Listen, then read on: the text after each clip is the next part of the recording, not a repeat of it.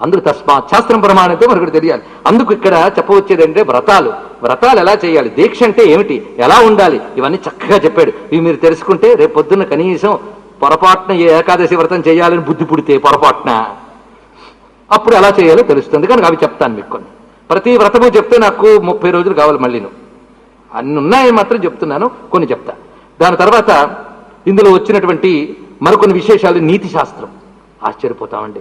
కొన్ని అధ్యాయాలు, చాప్టర్స్, పెద్ద బుక్స్ ఇవి.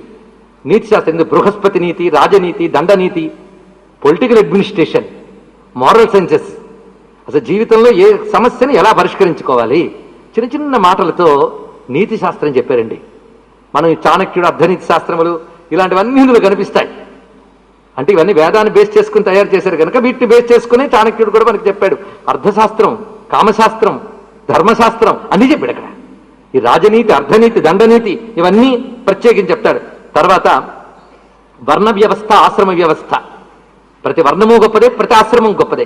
ఎవరెవరు ఎలా ఉండాలి, ఏవి పాటించాలి అనే విధానం చెప్పేటువంటి గొప్ప విషయం. మరొకటి వేదాంత విద్య, బ్రహ్మ విద్య.